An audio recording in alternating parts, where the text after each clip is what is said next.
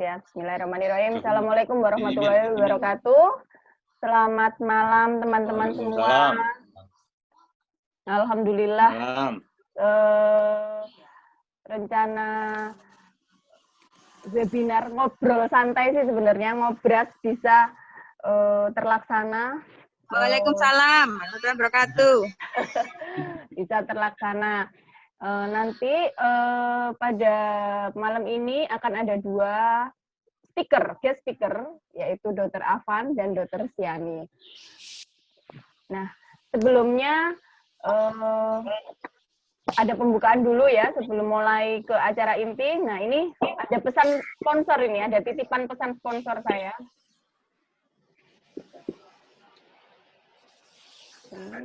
Sebentar.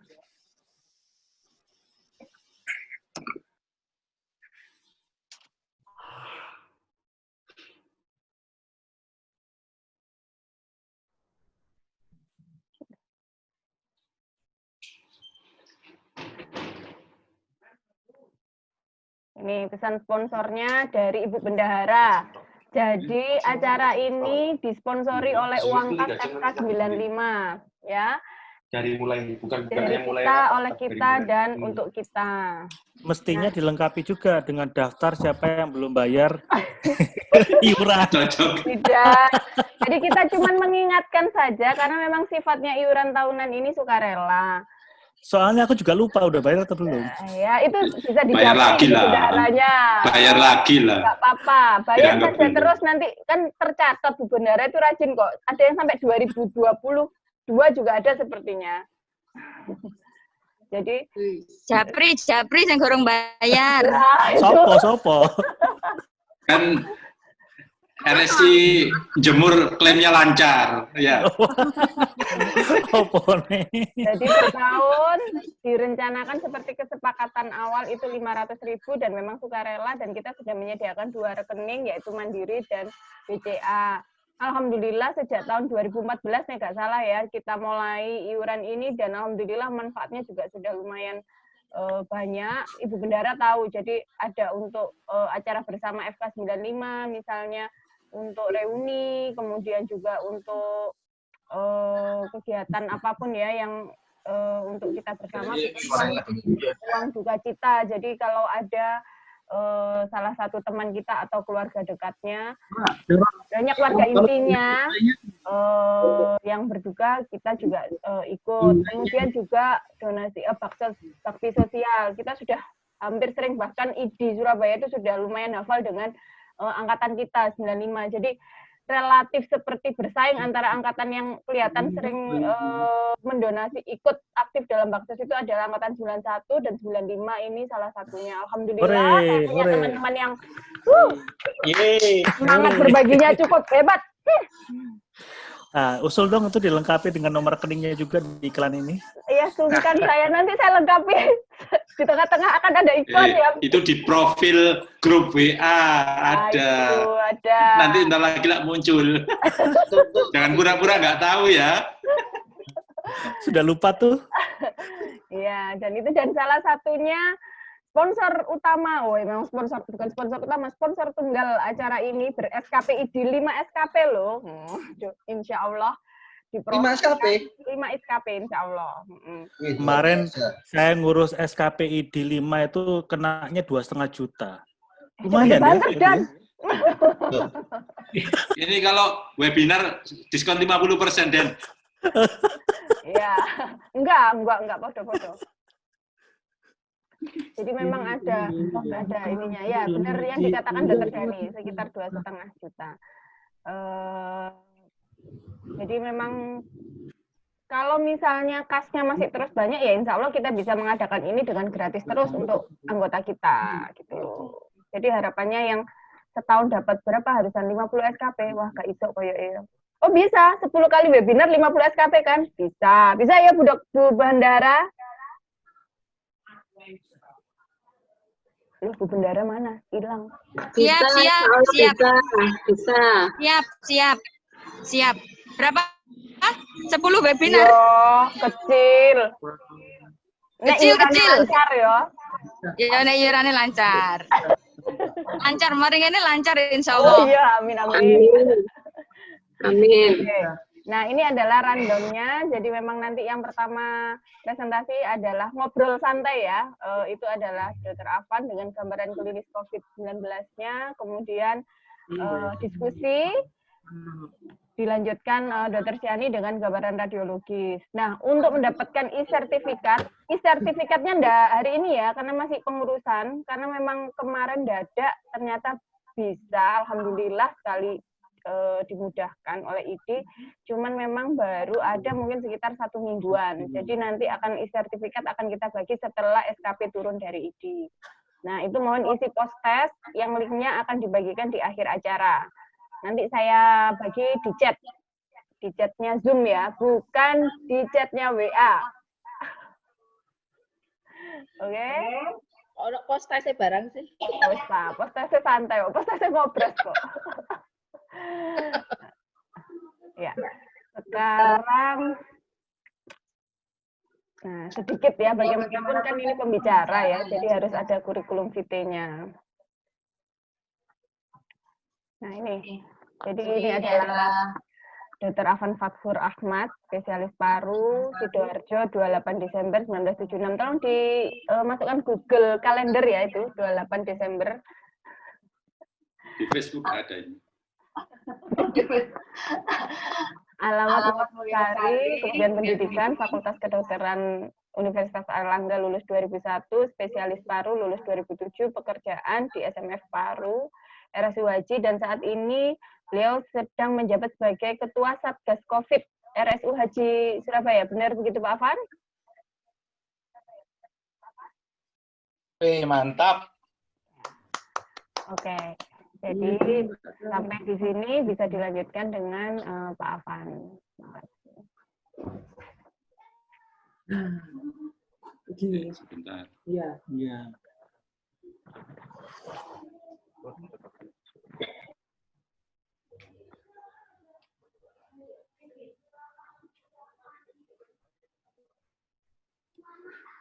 Ini Kak.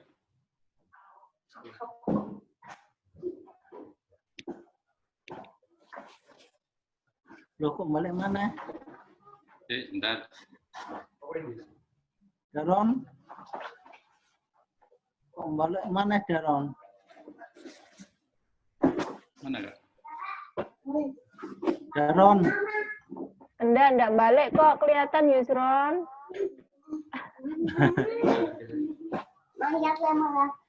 Oke, sebentar.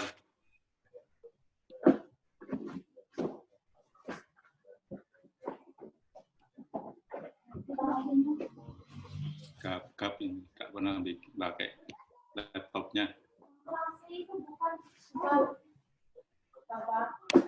Nah, ini. Langsung Oke, petang sebentar. puluh.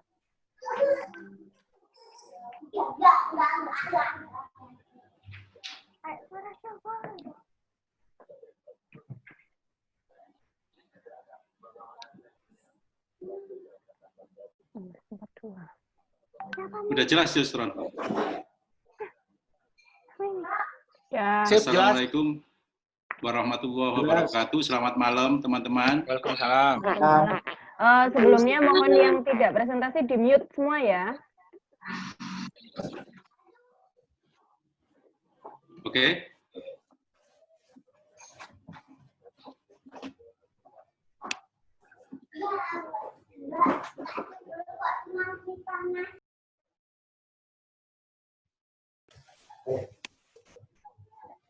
Bisa kita mulai ya? Ya, silakan Pak Afan. Oke, terima kasih Bu Hos, Bu Lurah ya. Jadi ide awalnya kemarin itu agar kayak kumpul-kumpul online-nya biar lebih ramai, ada manfaatnya. Setiap kita kumpul-kumpul online, Zoom meeting, ada materi yang disampaikan ya. Sebenarnya ini secara umum aja karena kita sangat bervariasi ya, dari meskipun sama-sama lulusan FK UNER, tapi ada yang sudah macam-macam ya jurusannya.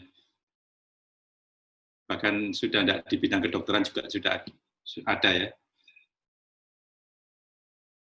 Oke, nah untuk malam ini kemarin kita diskusi sama Bu Lura apa ya yang kira-kira bisa disampaikan. Nah, kalau kemarin ide awalnya adalah Siani membawakan tentang gambaran radiologis penderita COVID. Nah, pasangannya itu ya gambaran klinisnya juga gitu. Jadi kita sampaikan gambaran klinis dari penderita COVID ya.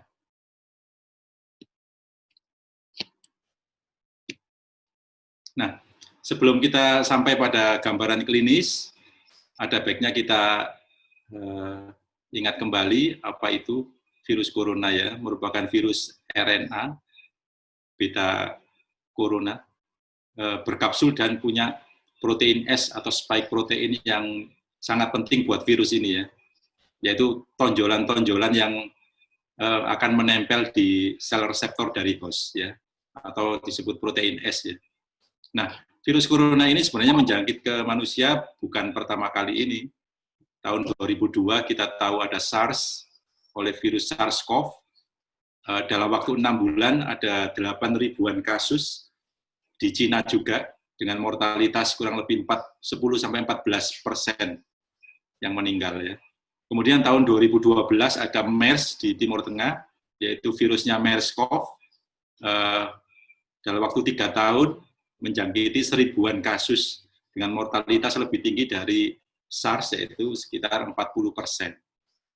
Nah, yang terbaru kemarin itu akhir atau Desember 2019 di Cina juga ada penyakit baru, yaitu COVID-19 atau COVID-19, virusnya SARS-CoV-2. Berapa jumlah kasusnya sampai saat ini, lamanya berapa, mortalitasnya berapa, ini masih berlangsung ya, jadi belum bisa kita tentukan sekarang, karena kita belum tahu sampai kapan pandemi ini, mudah-mudahan segera berakhir ya. Nah, ini yang saya ambil dari internet tadi pagi ya, banyak sekali situs-situs yang menyediakan statistik dari coronavirus. Nah, untuk yang global sampai saat ini, dibandingkan dengan SARS dan MERS tadi jauh ya. Sekarang yang positif itu sekitar 7.700.000 pasien ya seluruh dunia ya, dengan angka kematian 4.029 atau 5,5%. Sedangkan di Indonesia sendiri yang mulai akhir-akhir Maret itu kurang lebih sekitar 37.420 ya sampai tadi pagi, dengan angka kematian 2.000-an kasus penderita atau 5,6%. Nah, ini mulai tidak jauh dari global ya, yang kapan hari sempat tinggi karena daya periksa kita itu rendah ya, periksa PCR-nya rendah, tapi sekarang sudah mulai baik, angka kematiannya juga hampir sama dengan global. Nah, yang di Jawa Timur, tempat kami, ini masih tinggi juga. Jadi kasus yang positif kurang lebih sekitar 7.100-an, angka kematiannya 553 atau 7,8%. Ini statistik yang tercatat ya, mungkin ada PDP yang belum sempat di PCR, itu kita sudah sering menjumpai di UGD, di OA, di rumah, gitu ya. Itu tidak tercatat ya. Jadi ini gambarannya sekilas ya, sampai saat ini mudah-mudahan cepat berakhir ya pandemi ini. Nah, ini kalau dilihat kasus baru hariannya seperti ini ya, kurang lebih di Indonesia itu masih 1.000-an kasus baru ya. Dari grafiknya ini memang enggak nambah ya, ada beberapa, tapi ini sangat banyak faktornya. Salah satunya adalah ketersediaan alat periksa PCR-nya ya. Jadi kalau tersedia banyak, tinggi, kalau lagi tutup, angkanya turun gitu ya. Tapi dari kumulatifnya ini grafiknya masih naik ya. Mudah-mudahan segera melandai dan menurun. Amin. Nah, sebelum kita bicara gejala klinisnya, kita lihat patogenesis dari penyakit COVID ini. Jadi virus corona, kita sebut virus corona aja, menempel dan masuk sel host, diperantarai oleh virusnya ini punya protein S tadi, atau spike protein, dia menempel ke reseptor sel hostnya melalui reseptor ACE2 ya. ACE2 ada di mana? Reseptor ini banyak di mukosa mulut, mukosa hidung, saluran napas atas, tenggorokan itu, kemudian saluran napas alveoli, paru, ya, di alveoli, kemudian di tempat-tempat lain, misalnya di usus, di saluran pencernaan, bahkan di kulit juga ada ya, tapi tidak banyak. Kemudian virus ini setelah masuk ke sel host, dia bereplikasi karena dia tidak bisa bereplikasi tanpa host ya. Jadi di sel host, di saluran pernafasan atasnya, dia bereplikasi, kemudian RNA-nya membuat virus-virus baru, berakitan, kemudian dilepaskan virus dan akhirnya transmisi ke saluran napas bagian bawah. Jadi mulai ada gejala yang lebih berat kalau sudah terkena saluran napas bawah ya. Kerusakannya biasanya diffuse alveolar, di alveolarnya rusak luas, ada infiltrasi sel-sel radang, proliferasi, kemudian di ronsen biasanya itu ada gambaran infiltrat ya. Nanti Dr. Siani mungkin akan menjelaskan lebih detail tentang foto ronsen. Jadi kalau ada infiltrat, dulu kita sebut ada pneumonia atau udem paru atau bercak-bercak, flek yang keputihan di ronsen itu ada infiltrat atau keradangan akut. Sedangkan kalau pada TB itu selain ada infiltrat, itu biasanya ada fibrosis, ada berserat-serat seperti lebih putih ya. Kita sebut fibroinfiltrat itu pada TB. Sedangkan pada pneumonia ini infiltrat aja, perselubungan atau perkabutan yang akut ya, kelainannya akut. Kemudian dari sini akan berlanjut terjadi organisasi di lobus-lobus, ada konsolidasi luas sehingga penderita kesulitan untuk nafas sehingga jatuh ke ARDS atau gagal nafas ya. Nah, selain di saluran nafas, saya sebutkan tadi salah satunya juga ada di eritrosit ya, di darah, sehingga pasien ada keluhan diare. Kemudian virusnya juga luruh di feses, ditemukan di feses, ada beberapa kasus di urin dan cairan tubuh lain. Tapi terbanyak memang dan bergejala di saluran nafas. Nah, kita menginjak ke manifestasi klinisnya.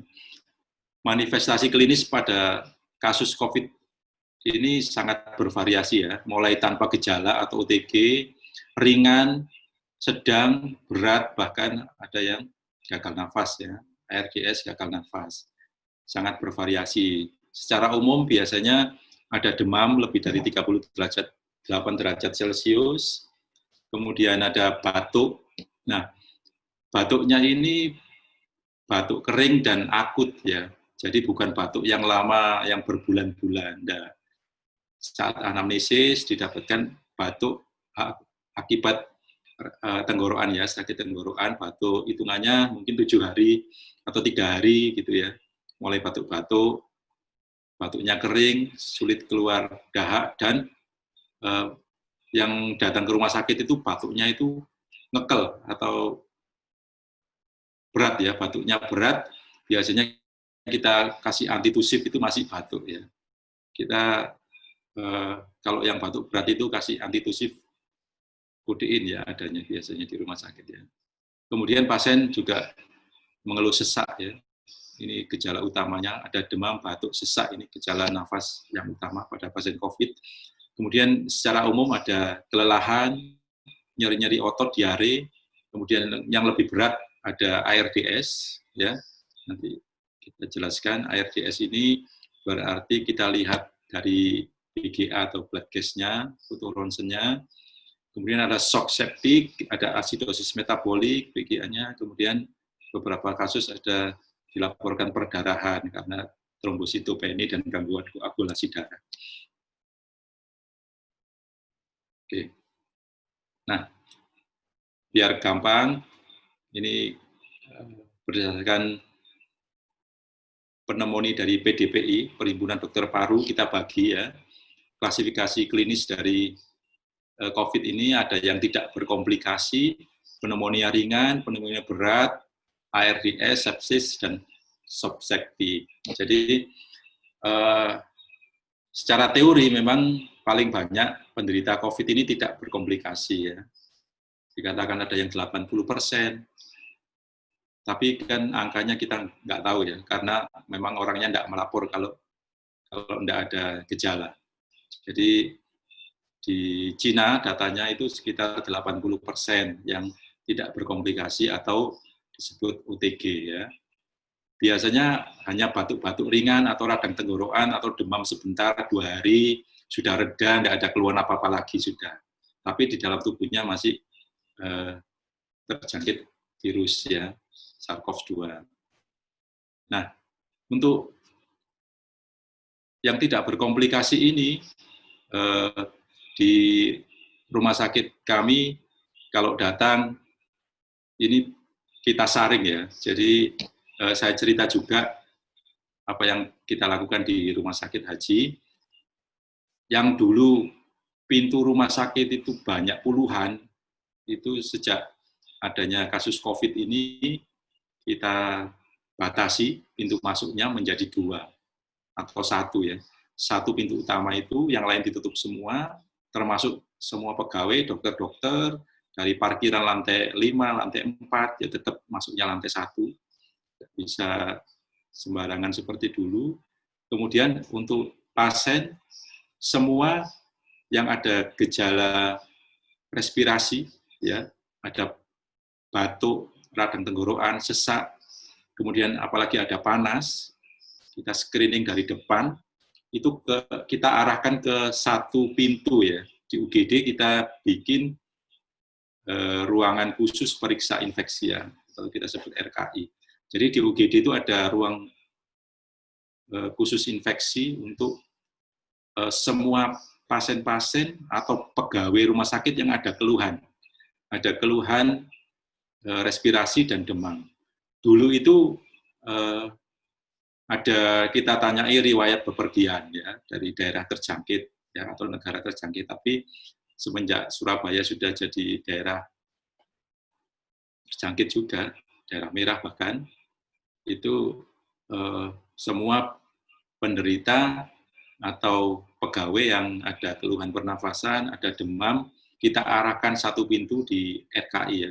Di sana diterima oleh petugas dengan APD level 3, ya sudah lengkap. Jadi meskipun pegawai, kalau ada keluhan demam atau ada radang tenggorokan, tidak kita perbolehkan masuk ke poli-poli ya. Kita arahkan ke RKI dulu. Karena di sana pemeriksaan lab-nya, pemeriksaan ronsennya itu mobile, sehingga didatangi ya. Pasiennya tidak masuk kemana-mana. Ya, jadi kita harapkan poliklinik yang masih buka, polipenyakit dalam, paru, THT, dan bedah, lain-lain ini steril dari pasien-pasien bergejala COVID ya. Ini yang kita bikin alur yang jelas, kita sosialisasikan ke seluruh rumah sakit. Awalnya memang sulit, tapi sekarang sudah jalan. Mana kuncinya, Vin? Oke, Kunci. kita lanjut. Nah, Kunci Haris.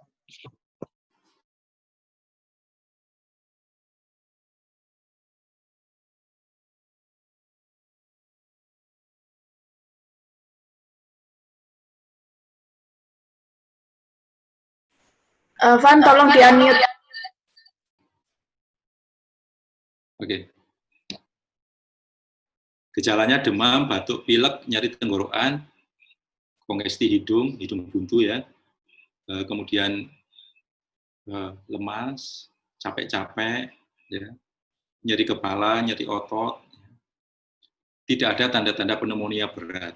Pneumonia berat itu maksudnya tidak ada kayak RR lebih dari 30, kemudian tanda-tanda gagal nafas, gitu ya. Tidak ada. Pada anak-anak ada batuk atau sulit bernafas dan takipnu. Untuk khusus anak-anak nanti mungkin bisa disambung oleh Mas Ari ya dari Bali.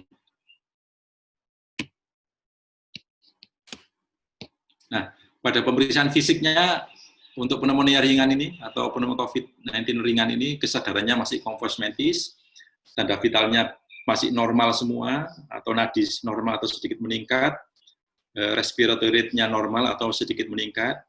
Kalau normal itu biasanya 18 sampai 20 ya. Kalau meningkat sedikit meningkat itu sampai 24 ya, 22 itu masih normal ya. Dengan darah normal, suhunya meningkat ya. Memang khas pada COVID ini ada peningkatan suhu di atas 38 derajat Celcius. Untuk pemeriksaan fisik paru biasanya didapatkan rongki basah kasar ya. Atau malah nggak nemu apa-apa atau normal. Seringnya kalau masih ringan ini masih normal ya. Nah, pemeriksaan penunjang yang wajib dilakukan ya, yaitu torak foto, didapatkan gambaran pneumonia. Kemudian kalau ada sudah pneumonia ini, kita kelompokkan menjadi PDP ya, PDP ringan ya. Tetap prosedurnya harus dilakukan swab dan pemeriksaan sputum untuk real time PCR ya. PCR virus COVID ya, nanti kalau memang pneumonia COVID hasilnya akan positif. Pemeriksaan darahnya sederhana aja, yaitu darah perifer lengkap, bisa didapatkan leukopenia normal atau limfopenia. Ya. Ini awal-awalnya memang semua pasien itu leukopenia, kemudian banyak yang trombositopenia. Kita selalu DD dengan dengue fever. Ya. Cuman pemeriksaan-pemeriksaan yang lain juga tidak bisa diabaikan, adanya pneumonia dan lain-lain. Kemudian beberapa saat ini tidak selalu leukopenia. Pasien-pasien yang sudah kita lihat PCR-nya positif itu ternyata leukositosis. Jadi ada kasus-kasus memang tidak selalu leukopenia, tapi ada leukositosisnya. Jadi ini harus waspada.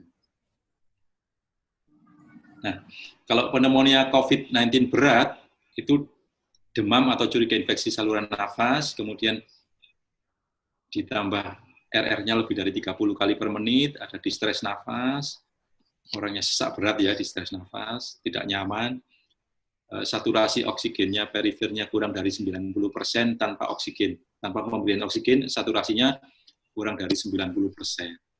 Biasanya kan, kalau normal kan 98, 97 ya.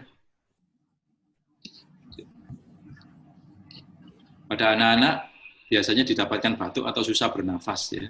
Ditambah setidaknya 1 dari sianosis sentral atau saturasi kurang dari 90, ada distres nafas berat, ada tanda bahaya umum pneumonia, misalnya tidak mau nyusu atau minum, penurunan kesadaran dan kejang atau takipnu.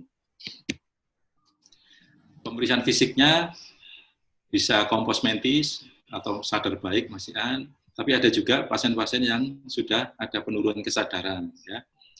Namun meskipun demikian masih belum membutuhkan ventilator, blood gas-nya belum ada gagal nafasnya. Tanda vitalnya biasanya nadinya meningkat, RR-nya meningkat, tekanan darahnya normal atau turun, sudah mulai turun, suhunya lebih dari 38 derajat Celcius. Kemudian pada pemeriksaan fisik parunya ada tampak kelihatan restruksi dari otot-otot pernafasan, didapatkan inspeksi yang asimetris ya, baik saat narik nafas atau diam. Fremitus mengeras, ini seperti tanda-tanda pneumonia yang dulu ya, fremitus mengeras, redup pada daerah konsolidasi, suara bronkofaskuler atau bronkial ya. Kalau kita dengarkan suara nafasnya, yang bronkofaskuler atau bronkial itu ada 2 penyakit ya, kalau kita ingat dulu, yaitu pada pneumonia dan pada tumor paru. Ya. Tapi ini ada ronkinya. Ronkinya gimana? Ronki kasar ya. Secretnya banyak. Nah, sebelum ada COVID dulu, pneumonia berat ini atau CAP berat ini kita pakai kriteria ini ya. Ada kriteria mayor, ada kriteria minor. Disebut CAP atau pneumonia berat jika ada salah satu kriteria mayor, yaitu ada shock septic yang membutuhkan vasopresor, ya, dopamin, dobutamin, atau ada gagal nafas yang membutuhkan ventilator. Itu disebut sudah pneumonia berat. Atau ada 3 kriteria minor. Apa aja? Ya, salah satunya ini ya, frekuensi napasnya lebih dari 30 kali per menit, ada rasio tekanan arteri oksigen PO2 per fraksi oksigennya kurang dari 250, infiltrat multilobuler pada fotoronsenya, ada GCS-nya menurun, ada uremia, ada leukopeni, trombositopeni, hipotermi, barangkali ada hipotensi juga. Ini ada 3 ini disebut pneumonia berat. Ya, dulu. Ini bisa kita pakai pada pneumonia COVID ya. Jadi rata-rata yang datang ke rumah sakit haji ya, yang saya tahu itu memang sudah pneumonia berat, karena yang ringan itu kita pulangkan ya, karena isolasi kita terbatas 25 saja, itu yang bisa kita tampung adalah pneumonia berat. Nah, di Surabaya ini, meskipun PDP ringan kita pulangkan, tapi untungnya oleh Pemkot akan dijemput. Ya. Pemkot punya beberapa tempat isolasi untuk PDP ringan atau OTG yang confirm, itu satu di Asrama Haji Sukolilo, ya, daya tampungnya banyak ya, sekitar sempat 300-an, kemudian kalau sudah negatif dipulangkan. Yang kedua adalah di Husada Utama. Di Husada Utama dengan kapasitas juga hampir sama, sekitar 250-an. Ini menampung yang OTG ringan. Kemudian di RSAL juga ada OTG atau PDP ringan ditampung sekitar 100-an ya, karena menurut teman saya yang dinas di sana itu Dephan itu tidak mengizinkan anggotanya kalau positif itu dipulangkan, itu tidak boleh, sampai negatif baru pulang. Nah, di Rumah Sakit Menur juga sama. Rumah Sakit Menur ini ada kapasitas dulu diumumkan bisa menampung 100 PDP ya, atau pasien COVID ya. Tapi kenyataannya isolasinya cuma 7, tapi yang banyak itu adalah yang PDP ringan atau OTG tanpa gejala. Itu bisa ditampung di Menur. Jadi ini usaha-usaha pemerintah daerah untuk melokalisir pasien-pasien yang positif. Kalau mengandalkan rumah sakit aja tidak cukup ya. Rumah sakit seperti di Rumah Sakit Haji Sutomo, RSUA itu kita tahu pasien-pasien positif banyak yang dipulangkan karena sudah tanpa gejala, sudah atau ringan ya, gejala ringan. Itu memang di panduan kami di Perhimpunan Dokter Paru ada panduannya, pneumonia ringan itu bisa isolasi di rumah. Nah, ini di Surabaya yang isolasi di rumah itu banyak yang dijemput, ya, dijemput untuk isolasi di tempat khusus. Oke. Berikutnya setelah pneumonia berat ada ARDS yang lebih berat lagi ya. ARDS ini gambaran putih seluruh paru ya. Kemudian onsetnya baru ya, bukan penyakit yang lama seperti TB atau UDEM paru yang berulang karena kardiogenik, bukan. Ini baru ya. Onsetnya kurang lebih dari 1 minggu biasanya, tiba-tiba memberat ya. Derajat ARDS ini tergantung kondisi hipoksemia. Jadi kalau untuk menentukan derajat ARDS berarti butuh pemeriksaan BGA. Ya. Kalau yang ada pemeriksaan BGA-nya dilihat PaO2 atau tekanan arteri oksigennya dibandingkan fraksi oksigen yang diberikan, itu angkanya ada yang 100, 200, 300. Kalau ARDS ini berarti PaO2 per FiO2 kurang dari 300. Kalau yang berat, ARDS berat itu kurang dari 100. Kalau yang sedang itu antara 100 sampai 200. Kalau ARDS ringan itu kurang dari 300, antara 200 sampai 300. Ya. Kemudian ada penunjang fototoraks, CT scan, dan USG paru. Nanti dibahas tersendiri. Berikutnya setelah RDS adalah sepsis. Nah, dulu kita sering ya, kalau kita di ICU menemui pasien sepsis, ya, adalah respon disregulasi dari tubuh oleh karena infeksi. Jadi semuanya kacau kalau sepsis ini ya.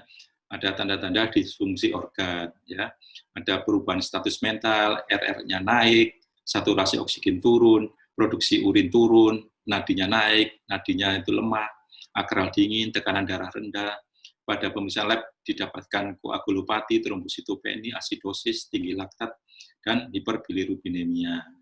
Jadi kita kalau di ICU sudah sering ya pakai skor SOFA namanya.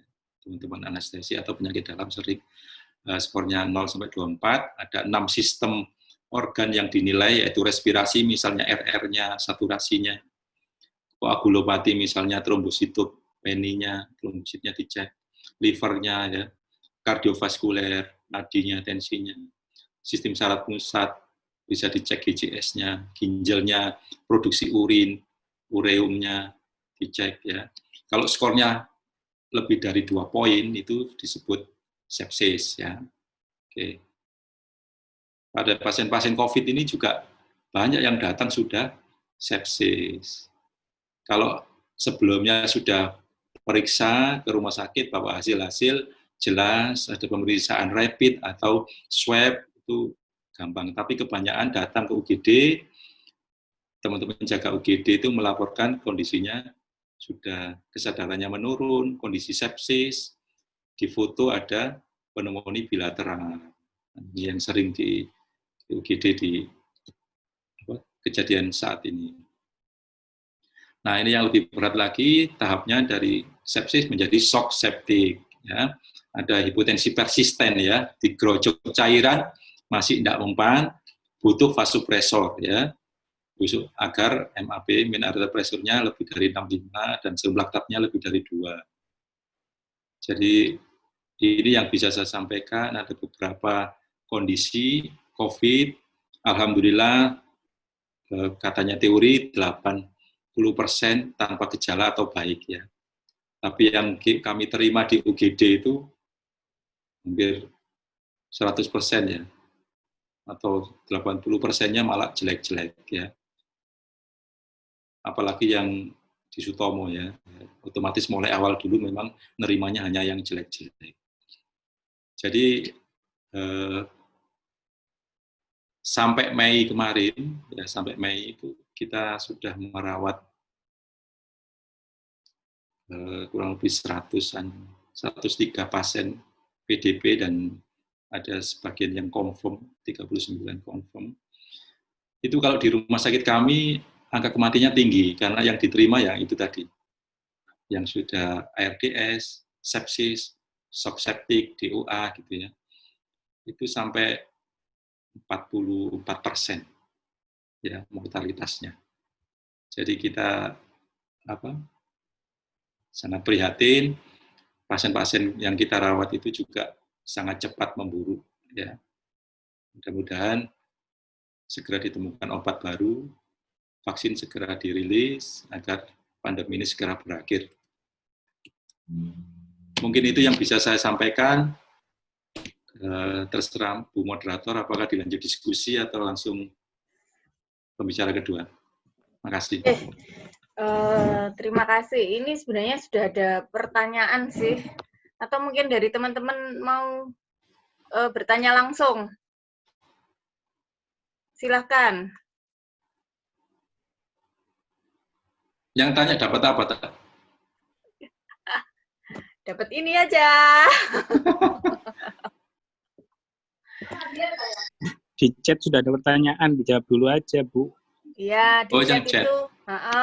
Ada Bu Nani yang bertanya. Kapan pandemi ini berakhir? Kapan? Kalau dari grafiknya tadi masih naik ya. Jadi kata Pak Atok nanti yang jawab. Ini hadir nggak, Dokter Atok? Hadir harusnya. Ada kok. Mudah-mudahan September ya, akhir tahun sudah sudah landai, sudah menurun. Takok Tun. Oh, iku lho, monggo. Van, kalau kita ini kan sering berhadapan tuh permasalahannya kan di IGD-nya itu ya sama dokter. Ya. Nah, itu ada scoring tertentu nggak yang dari Kemenkes itu loh, Kabupaten dari panduan Ya. itu. Nah, itu scoringnya gimana untuk ini kan soalnya seringkali kita dapat konsulannya itu dokter UGD-nya itu nggak aware gitu loh. Kayak Ya. secara klinis kan kita nunggu swab-nya kan lama. Rapid test juga jadi bisa jadi patokan. Ya. Oke. Ada sempat scoring yang beredar itu ya, juga sama di haji juga ditanyakan oleh sejawat kardio ya, skor itu ya. Kenapa nggak dipakai? Karena waktu itu saya lihat skor ini sangat longgar ya. Jadi tanpa diskor pun sudah dianggap PDP. Jadi apa yang gejala kalau sudah misalnya ada demam ya, kemudian ada salah satu aja itu sudah PDP dan itu sudah dikerjakan. Jadi apa? Kita justru lebih hati-hati kalau di UGD. Kalau tidak terbukti tidak COVID, kita anggap COVID. Gitu. Itu demi keamanan. Jadi kalau yang paling mendukung itu COVID atau bukan itu foto ronsen kalau di tempatku. Tidak ada CT scan ya. CT scan itu misalnya kalau kasusnya nggak jelas, foto ronsennya bagus, itu di CT scan untuk lihat ground glass biasanya.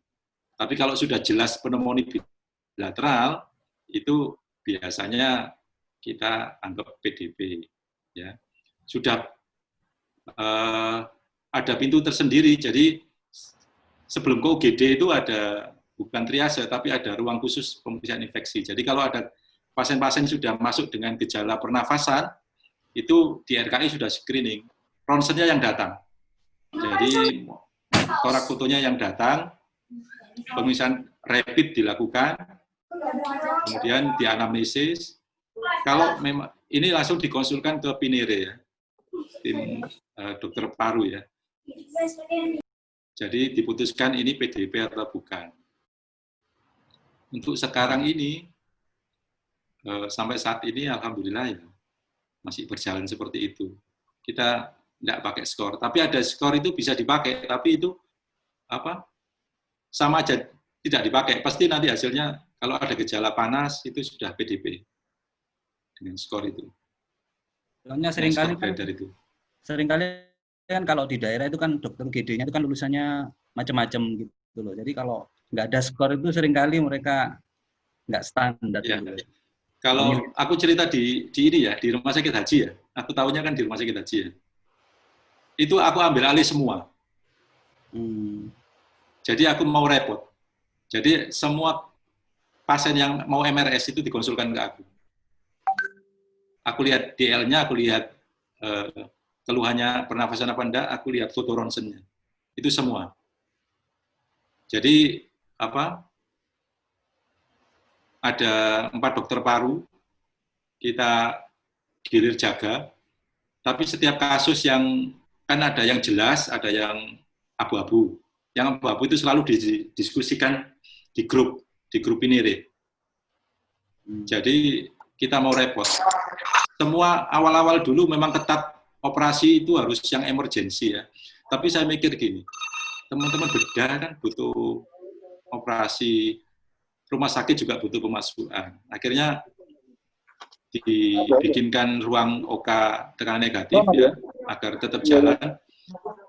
Kita dikonsuli per WA. Jadi pasien-pasien yang akan operasi kita rapid, fotonya kita lihat, darahnya kita lihat gitu. Jadi tergantung dari Pinire-nya. Setiap rumah sakit kan ada Pinire itu. Mereka harusnya bertanggung jawab atas semua pasien yang akan masuk ya. Jadi kita sama sekali tidak boleh ada pasien abu-abu ditaruh di ruang biasa itu tidak boleh. Jadi kalau kita siapkan 25 ruang isolasi, kalau penuh, ya otomatis ngendon di UGD. Kita ada UGD triase itu ada P1, P2 yang sampai ngendon di situ. Tapi alhamdulillah mulai sejak awal kita punya kebijakan di dalam itu, di ruangan itu tidak nunggu PCR negatif 2 kali baru pulang. Kita dulu tidak mikir masalah klaim, jadi kalau klinisnya baik 14 hari dilihat ada perbaikan, ya sudah lewat 14 hari kita pulangkan. Dan alhamdulillah yang pulang-pulang ini kan tetap komunikasi ya, jadi tidak ada masalah apa-apa. Tapi ada beberapa yang memang yang dijemput oleh Pemkot untuk diisolasi di tempat-tempat khusus tadi. Tapi kebanyakan bisa isolasi di rumah. Nah ini. Ya oke Pak Afan, ini udah ada pertanyaan lagi nih ya. Jadi ini ada satu pertanyaan dari di chat dan ada 2 yang sudah raise hand ini ya. Yang pertama adalah pertanyaannya ini sudah jadi peran NLR, ALC, dan CRP pada screening COVID ini bagaimana? Karena pasien pre-op diminta untuk diperiksa itu semua.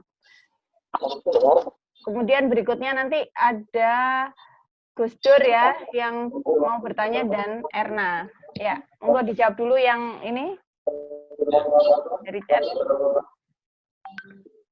Jadi yang paling mungkin dilakukan itu NLR ya, karena itu di daerah tepi juga kelihatan. Tapi kalau ALC atau CRP itu mungkin di rumah sakit yang besar dikerjakan. Dengan rumah sakit sekarang ini, kalau kita bisa lihat sedikit aja, itu cash flow-nya agak berat ya. Jadi merawat COVID ini kita belum mikir masalah klaim yang masih ruwet. Ini kita mengurangi biaya-biaya yang tidak perlu. Kenapa saya sebut tidak perlu? Karena memang panduannya ini tidak wajib. Ya. Yang utamanya adalah PCR. Ya, PCR. Yang bisa membantu yang murah itu NLR ya, bisa dilihat. Tapi yang saya bilang mulai awal tadi, selain NLR itu foto ronsen, itu sangat penting. Ya. Anamnesis, foto ronsen, sama darah tepinya dilihat. Kemudian rapid ini juga meskipun dibilang sensitivitas spesifitasnya kurang bagus, tapi ada beberapa merek yang bagus. Ya. Kenapa? Saya pernah cek ya, yang di ruangan pertamanya gini, kok rapid minggu ini kok banyak yang negatif ya, gitu. Non reaktif semua. Saya ambil di ruangan itu 6 pasien yang PCR-nya positif ya, PCR positif itu saya ambil 6. Saya rapid, ternyata jadi reaktif. Ternyata hasilnya juga reaktif. Artinya, oh berarti memang rapid ini ya bisa dipercaya. Kalau yang positif ternyata hasilnya reaktif. Saya kira non-reaktif semua. Kan kadang-kadang hasilnya itu kok reaktif lemah semua. Minggu ini kok hasilnya sampai petugas-petugas rumah sakit itu hasilnya reaktif lemah semua. Akhirnya kita PCR semua negatif semua. Ya. Ada yang seperti itu. Makanya tergantung mereknya. Kalau kita sudah kenal satu merek bagus, nah itu bisa lumayan kita pakai. Ya. Dan ini nggak boleh, tapi Avias bagus. Avias bagus. Oke, Gus Dur. Angkat tangan, izin bertanya boleh? Oh, Gus Dur dulu. Urutan. Sebentar, mohon maaf, Marta, itu di chat itu ada lanjutan pertanyaan yang terkait dengan tema yang sebelumnya. Yang NLR tadi. Mungkin diselesaikan dulu, baru pindah. Bagaimana? Ini loh. Nah, ini penyakit dalam yang jawab ini. Ayo, biasanya aku kolaborasi sama penyakit dalam ini. Ada kok hitungannya. Mas Dani. Duh. Sudah, nanti aja ya. Mas Dani nanti tolong ya dihitungkan, rumusnya dikeluarkan. Sekarang Gus Dur, atau Gus Dur aja. Pembicara aja sudah. Nah, ya, saya ya. Nanti yang itu Dani yang jawab itu. Jawaban sekalian. Dirimu bertanya sekaligus menjawab. Tanya, Pan. Ya. Ya, ini masalah terapi ini, Pan, terapi. Ya. Ini kan barusan ini ya, Mbak Purwati, Dr. Purwati itu ya, yang ya. Itu gimana? Sepengetahuan kamu dan juga ya. Ya, kebetulan ditanya, aku mau cerita ya. Terlepas ya, Dokter Purwatinya ya. Jangan lama-lama ya, waktunya terbatas. Yang kedua mengenai penggunaan ini anti interleukin 6, Actemra itu loh. Itu gimana? itu katanya bagus kalau pasien-pasien yang masih gambaran GGO ya, itu akan bagus tuh kalau pakai Actemra anti interleukin 6. Ya, Pak, menurut sampean piye, Evan? Ya, Yang silakan. pertama tadi ya, tentang terapi regimen ya. Ya. Lobby ya, Rito ya, Nafir ya. Jadi sebenarnya mereknya itu Aluvia ya. Aluvia itu untuk anti HIV. Awal-awal itu kita itu kan tidak ada pedoman ya. Jadi yang clinical evidence base-nya itu yang terbagus itu nggak ada, kayak textbook atau itu kan nggak ada. Artinya apa? Kita pakai pendapat ahli. Jadi yang kita gunakan itu dulu kita tanya itu di Persahabatan, pusatnya Paru ya, di nasional itu di Persahabatan, kemudian di Suliati Saroso, ya, kemudian di Sutomo, sama RSUA. Itu panduan saya untuk mengobati pasien di rumah sakit haji. Saya tanya kalau Persahabatan itu sama dengan nasional itu ya, yang terkenal ya, oseltamivir ya, Tamiflu, itu seperti obat antivirusnya flu burung, padahal secara logika nggak cocok ya, itu dipakai nasional sampai sekarang karena apa? Mungkin stoknya banyak obat. Nah, kalau Suliati Saroso, UNER, UA, itu pakai Aluvia. Aluvia itu obat HIV itu, yang kemarin di regimennya Dr. Purwati itu ya. Lopi sama Ritonavir itu ya. Plus asitromisin. Asitromisin memang sudah jadi pasangan obat antivirus apapun mesti ada asitromisinnya karena cocok dengan pneumonia atipikal ya. Kalau kita dulu pneumonia itu atipikal itu pilihnya kan asitromisinnya. Kalau dikombinasi dengan cephalosporin generasi 3 atau 4 itu cocok. Nah, asitromisin diikutkan. Nah, itu memang saya pakai itu. Waktu itu obatnya kita ambil di DKK. DKK itu kebetulan Bu Feni itu direktur dari Suwandi, juga kepala dinas. Itu minta tidak boleh karena ini untuk anti HIV. Kemudian kita paksa Bu Direktur disuruh telepon, oke ditelepon akhirnya dapat. Dan ini hasilnya bagus tuh. Jadi pasien-pasien yang saya rawat umur 69 itu meskipun ada paru-parunya jelek, tapi dia bertahan, artinya tidak memburuk. Ya, akhirnya pulang dengan selamat. Ada awal-awal itu begitu. Kemudian ada satu pasien yang memang datangnya sudah jelek, intubasi sehari, pas PCR-nya keluar, waktu itu memang kebijakannya antivirus diberikan setelah positif ya, PCR-nya keluar.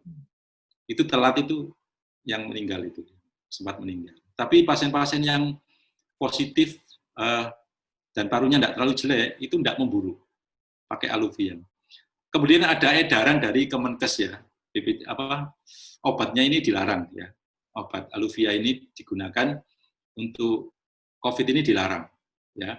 DKK sudah nyetop, tidak ngasih lagi, alasannya izin edarnya itu hanya untuk HIV, obat ini, nggak untuk penyakit lain. Akhirnya kita manut dengan panduan yang kayak Persahabatan atau nasional tadi, pakai oseltamivir. Meskipun secara rasional nggak cocok ya, tapi kita terpaksa obatnya hanya itu, pakai itu. Tapi kloroquine kita ada, kita berikan juga ya. Kloroquine kalau jantungnya bagus, positif kita berikan. Itu ceritanya. Kalau sekarang Aluvia diakui secara nasional, alhamdulillah. Karena memang saya merasa sendiri itu bagus. Ya, sekarang jadi sudah penelitian itu tidak baru sebenarnya, dan sudah dipakai. antri yang mau nanya, Van. Iki gak ngobrol santai iki. Iya. Emang ono tak? Usul. Nanti pembicara berikutnya nggak umen waktu loh. Iya. Iya. Ini satu lagi dari Erna, sudah saya tutup, habis itu ganti Siani ya. Yuk. Oke, terima kasih. Afan mau tanya, kalau misalkan yang kan gejala gastrointestinal itu juga ada. Nah, kira-kira yang gejala gastrointestinal itu apakah biasanya mempunyai prognosis yang lebih baik karena tidak berhubungan dengan pernafasan? Yang pertama, yang kedua, terus kalau kriteria pemulangan, kalau tadi kan nggak nunggu swab negatif 2 kali, tapi 14 hari boleh dirilis. Nah, kalau misalkan sebelum 14 hari pasien klinisnya negatif, swab 1 kali negatif, boleh kan dipulangkan? Udah Sudah situ ya? aja pertanyaannya. Oke. Jadi sebenarnya keluhan di gastro tadi, diare itu didapatkan pada pasien-pasien yang ada gangguan pernafasan sebenarnya.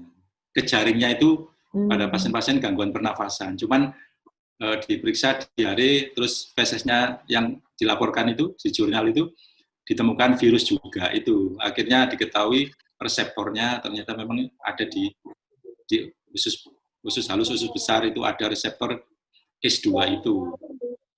Jadi gejala untuk menjaringnya itu memang pernafasan. Tapi justru kalau kita tahu dulu sudah jatuh sepsis itu ya diare juga. Ya. Jadi diare itu pada kasus berat-berat juga diare. Oh, tapi jarang ya pasien yang datang dengan diare saja terus terdiagnosa positif gitu.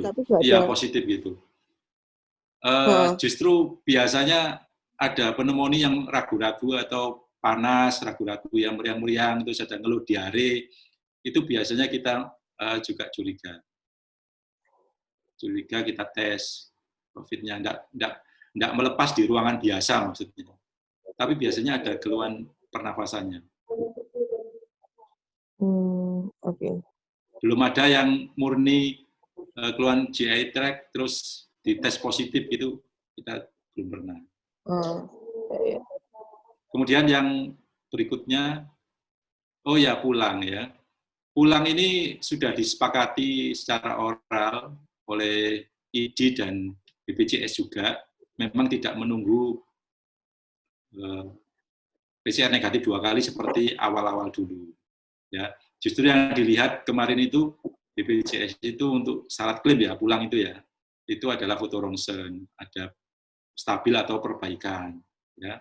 Tapi WHO juga sudah merilis 10 hari tanpa sudah waktunya 10 hari, 3 hari bebas keluhan, tidak demam, itu boleh pulang. Tapi rata-rata memang sekitar 14 hari ya sudah mulai mereda atau load dari virusnya sudah mulai menurun itu 14 hari. Jadi kalau secara praktek kalau di rumah sakit saya hitung waktunya, keluhannya sudah baik, ronsennya tidak memburuk. Kita ronsen biasanya dulu awal-awal tiap 2 hari, tapi lihat kok kasihan tukang fotonya ya, terus perbedaannya juga karena pasiennya agak lama, itu terlalu banyak foto, nggak efisien juga, akhirnya tiap 5 hari atau 4 hari kita foto. Ini ada beberapa saya simpan nanti untuk biar dikomentari Siani, foto-foto pasien tak pilihlah beberapa yang positif ya. Jadi kita ada berapa 80 kasus positif ini, ada foto-fotonya yang sempat tak cari tadi. Nanti mungkin kalau ada waktu Siani bisa menjelaskan. Ya, oke. Terima kasih. Pak Afan, Bu Marta, kalau boleh sedikit menanggapi, memang kalau tidak salah di WHO pun sudah disebutkan tentang kriteria pemulangan, di mana kalau 10 hari dari pemeriksaan PCR yang pertama maupun 3 hari bebas gejala itu sudah boleh dipulangkan. Itu menurut WHO. Isolasi di rumah. Ya, isolasi di rumah, ya, jadi bukan dirawat di rumah sakit. Nah, kenapa begitu? Karena terjadi penumpukan pasien sehingga banyak yang tidak dapat tempat. Nah, kriteria yang lama yang disebutkan bahwa PCR negatif, sebetulnya kalau PCR-nya positif itu belum tentu atau tidak berarti virusnya masih hidup. Itu. Rumah sakit saya pun pernah sampai 5 kali tetap positif terus, tapi orangnya baik-baik aja. Nah, jadi mungkin panduan yang WHO terbaru itu sangat-sangat membantu, cuma sekarang tinggal dari PDPI dan ya pemerintah. Sudah. Itu kemarin meresmikan. Hari Sabtu yang 2 minggu lalu ID sudah merilis itu ya. Oke ya, jadi kita selesai untuk yang sesi pertama. Terima kasih banyak Pak Afan mau meluangkan waktunya untuk menjadi speaker. masker. Jangan khawatir yang lainnya akan kebagian semua untuk jadi